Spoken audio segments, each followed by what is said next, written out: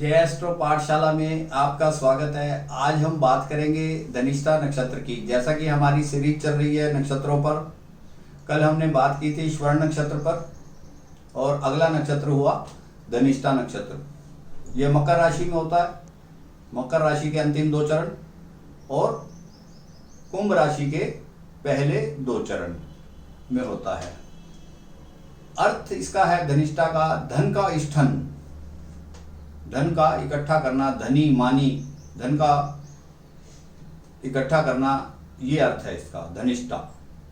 इसका जिसका ये नक्षत्र होता है उसकी ये लालसा होती है कि वह धन इकट्ठा करे और वो इस प्रयास में सफल भी हो जाता है ज़्यादातर, यदि बाकी ग्रह उसके साथ कोऑपरेट करें तो ऐसी स्थिति होती है। इसका एक पुराना नाम भी है, शर्विष्ठा के नाम से भी जाना जाता है ये शर्विष्ठा। और इसका चिन्ह जो है ढोल, जो मृदंग होता है बजाने वाला ढोल, इसका चिन्ह है। देवता इसका अष्टवसु है, अष्टवसु इसका देवता है, बहुत अच्छा देवता है जो 8 तरीके से उसके पास सिद्धि है। रंग इसका सलेटी, हल्का सलेटी, और जाति इसकी सेवक की है, सेवक जाति का है। लिंग की बात करें पुरुष जाति, स्त्री जाति, नपुंसक जाति, तो ये स्त्री जाति का नक्षत्र है। पित्त प्रकोप का है, त्रिदोष में यदि हम इसको समझे तो ये पित्त प्रकोप का है, पित्त देता है, तो हमें पित्त से बचना चाहिए, पित्त के भोजन से बचना चाहिए, पित्त के काम नहीं करने चाहिए जिससे कि हमारे को पित्त की समस्या ना हो। योनि इसकी सिंह है। आप योनि के नाम से ही समझ सकते हैं कि जातक में कितनी ताकत होगी, कितना उसमें शक्ति होगी। अक्षर यदि हम इसके जानना चाहें तो इसके 4 अक्षर हैं। अगर नक्षत्र के अक्षर के हिसाब से हम अपना नाम रखना चाहते हैं, जातक अपना नाम रखना चाहते हैं, तो इसका नक्षत्र है गा, गो, गु, गे। गा का मतलब हुआ प्रथम चरण, घी का मतलब गो नहीं घी, घी का मतलब हुआ द्वितीय चरण, और गु का मतलब हुआ तृतीय चरण, और गे का मतलब हुआ चौथा चरण। इस प्रकार से हम यदि नक्षत्र के हिसाब से नाम रखना चाहे तो नाम भी रख सकते हैं। तत्व जैसा कि 5 तत्व होते हैं, पृथ्वी तत्व, अग्नि तत्व, वायु तत्व, जल तत्व और आकाश तत्व। ये आकाश तत्व के अंतर्गत आता है, ये आकाश तत्व के अंतर्गत आता है।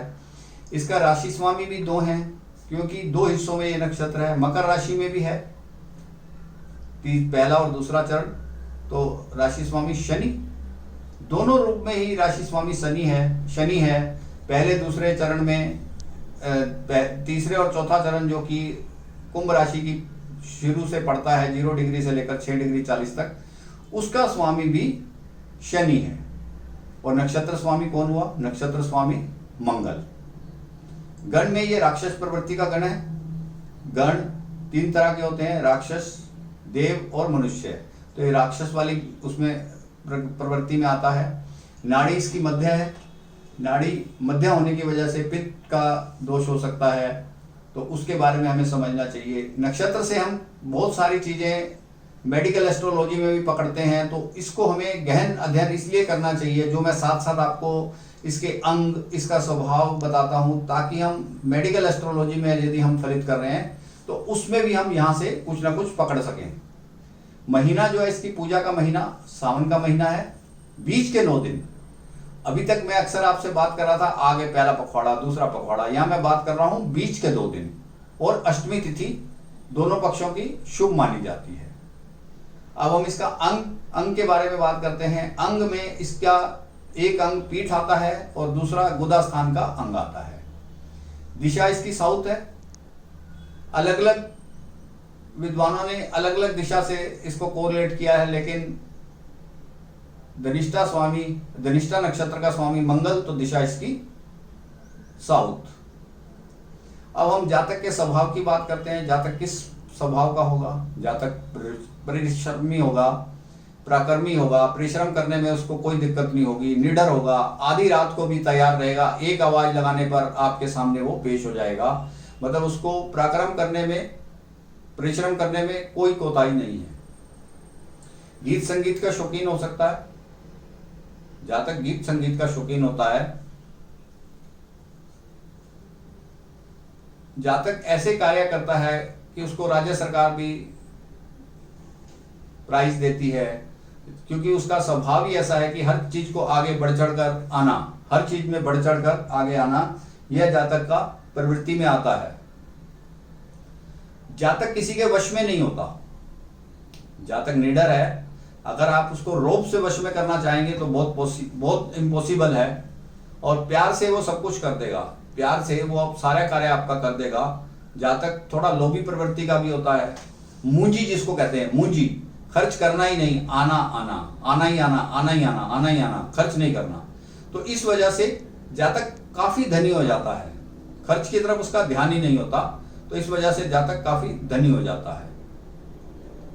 अब हम इसके स्थानों की बात कर लेते हैं। स्थान क्या क्या हो सकते हैं? लॉकर का स्थान, जहां पर बहुमूल्य चीजें रखी जाती हैं, सिक्योर्ड चीजें रखी जाती हैं, वो स्थान इसका हो गया। स्टूडियो हो गया, मैनेजमेंट के ऑफिस हो गए, ये इसके स्थान हुए।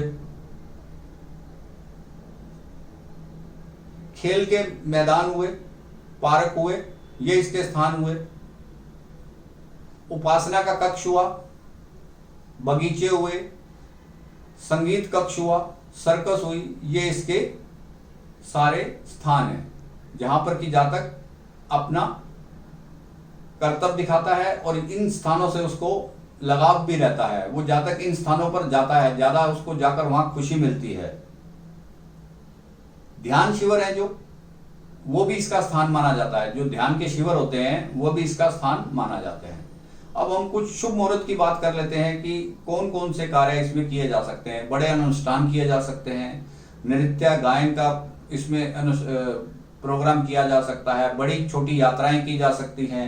कठोर निर्णय, पूंजी निवेश, कठोर निर्णय जो कि हम काफी समय से सोच कर बैठे हैं कब करना है, इस नक्षत्र में कर सकते हैं। श्रावण मास में अष्टमी को कर सकते हैं, एकदम कठोर निर्णय भी ले सकते हैं। और बड़ा पूंजी निवेश, धन का उधार देना या लेना इस नक्षत्र में माना जाता है अच्छा, कि आप धन ले भी सकते हैं, दे भी सकते हैं। अभी तक मैंने जब भी बात की है आपको वर्जित नक्षत्र के बारे में बताया कि धन नहीं देना, धन नहीं देना, लेकिन ये ऐसा नक्षत्र है जिसमें आप उधार दे भी सकते हैं, ले भी सकते हैं, इसमें बरकत आती है।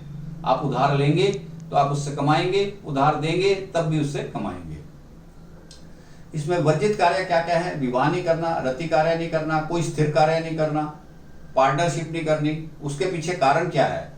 क्योंकि ये नक्षत्र जो है चर नक्षत्र है, चलने वाला नक्षत्र है। ये सारी चीजें अगर हम इस नक्षत्र में करेंगे तो सब खराब होंगी, इस वजह से इसको मना किया जाता है। इसके पीछे कुछ ना कुछ कारण होता है जिस वजह से वर्जित कार्य को मना किया जाता है। अब इसमें कार्य क्या करेगा जातक, उसका पेशा क्या होगा, उसका जॉब क्या होगा, उसकी सर्विस क्या होगी, वो भूमिगत कार्यों में इन्वॉल्व होगा, आयुर्वेद होम्योपैथिक कार्यों में इन्वॉल्व होगा, अस्थियों का डॉक्टर हो, अस्थि का स्पेशल डॉक्टर होगा, जो अस्थि का रोग होता है उसका स्पेशलिस्ट होगा। पुनर्वास केंद्र का हेड हो सकता है या वहां जॉब कर सकता है, जेल का जेलर हो सकता है या वहां अच्छे सुपरिटेंडेंट पद पे हो सकता है, कंट्रोलर हो सकता है। इस प्रकार के वो कार्य करता है। शराब का कार्य कर सकता है, धातु का कार्य कर सकता है। इस प्रकार के कार्यों में उसकी प्रवृत्ति होती है और वह ये कार्य कर लेता है। ये मैंने जो कार्य आपको बताए हैं सब बताए हैं मकर राशि के। अब बता रहा हूं कुंभ राशि के, क्योंकि इसके 2 चरण कुंभ राशि में हैं, 2 चरण मकर राशि में हैं। कुंभ राशि में बैक ऑफिस में रहता है, रेडियो, टीवी, जॉकी, खोजी प्रवृत्ति के कार्य, जो जिसके ऊपर बैठकर आपको कार्य करना है दिमाग से, प्रकाशन का कार्य, लेखन का कार्य, जो कि जिसमें बल शौर्य की जरूरत नहीं है, क्योंकि राशि बदल गई, इसके नवा स्वामी बदल गए, इस वजह से इस हिसाब से इसको देख लिया जाता है। कृषि का कार्य कर सकता है, चाय के बागान में कार्य कर सकता है, रेशम का कार्य हो सकता है, जूट का कार्य हो सकता है, या इन कार्यों में इन्वॉल्व हो सकता है। अब हम बात करते हैं इसके चरणों की। 4 चरण है। पहला चरण सूर्य इसका नवा स्वामी बनेगा। मकर राशि में पहले चरण का सूर्य नवा स्वामी बनेगा। डिग्री हुई 23 डिग्री 20 मिनट से लेकर 26 डिग्री 40 मिनट। राशि स्वामी हो गया शनिदेव, शनि और सूर्य का कॉम्बिनेशन ज़्यादा अच्छा नहीं माना जाता। यदि यहाँ पर सूर्य पीड़ित हो तो जातक का संबंध विच्छेद हो जाता है पत्नी से, या संबंध अच्छे नहीं रहते, इस प्रकार की दिक्कतें जातक को आ सकती हैं। यदि और ग्रह भी उसको सपोर्ट नहीं कर रहे तो ऐसी स्थिति क्रिएट हो सकती है। अब हम दूसरे चरण की बात करते हैं। दूसरे चरण में नक्षत्र का स्वामी, नवांश का स्वामी हुआ बुध और राशि का स्वामी शनि। यहां भी परिस्थितियां बहुत ज्यादा अच्छी नहीं हैं, क्योंकि शनि और बुध की युति नपुंसक योग भी बनाती है, तो जातक के अपनी पत्नी से रिलेशन थोड़े कमजोर हो जाते हैं, तो यह भी एक विवाह में मनमुटाव की स्थिति क्रिएट करता है। इसकी डिग्री है 26 डिग्री 40 मिनट से लेकर 30 डिग्री मकर राशि में। अब हम तीसरे चरण की बात करते हैं। तीसरा चरण हुआ इसका कुंभ राशि में। पहला नवांश 0 डिग्री से लेकर 3 डिग्री 20 मिनट तक। नवांश स्वामी कौन हुआ? नवांश स्वामी हुआ शुक्र। नवांश स्वामी शुक्र और राशि स्वामी मूल त्रिकोण राशि का शनि। यहां पर जातक वैराग की तरफ थोड़ा सा घूमता है, एस्ट्रोलॉजी में जाएगा, स्पिरिचुअल कार्यों में लग जाएगा, तो यहां भी उसके वैवाहिक संबंधों में कुछ कमजोरी आ सकती है यदि ग्रह प्रभाव ज्यादा दे रहे हैं, क्योंकि शुक्र और शनि का जो मिक्स प्रभाव है, एक वैराग है, एक ऐश्वर्य है, तो मिसमैनेजमेंट यहाँ होना शुरू हो जाता है। जातक या तो एस्ट्रोलॉजी की तरफ मुड़ जाता है या स्पिरिचुअल कार्यों में लग जाता है, पाठ पूजा में लग जाता है, इस प्रकार की गतिविधियां करता है। इसके बाद अगले चरण की बात करते हैं, चौथे चरण की। यह हुआ हमारा मंगल का नवांश और मंगल का नक्षत्र और राशि स्वामी शनि। ऊर्जा में कोई कमी नहीं है, ज्यादा ऊर्जा भी ठीक नहीं मानी जाती, ज्यादा ऊर्जा भी कई बार हमें परेशानी कर देती है, तो इसकी वजह से भी घर में संबंधों में दरार आनी शुरू हो सकती है। यदि ऐसी कोई परेशानियां हैं इस नक्षत्र में, तो आप दुर्गा की पूजा कर सकते हैं, अष्टांग योग का प्रयोग कर सकते हैं। अष्टांग योग साधना के अंतर्गत आता है। इससे आपको दोनों से लाभ मिलेगा और आपके बिगड़े हुए संबंध ठीक होने लग जाएंगे। तो आज हमने बात की धनिष्ठा नक्षत्र के बारे में, और यदि यह वीडियो आपको अच्छा लगा हो तो इसे आप शेयर कीजिए, लाइक कीजिए और मेरे चैनल को भी सब्सक्राइब कीजिए, जिससे कि मेरा आने वाला वीडियो सीधा आपको मिलता रहे।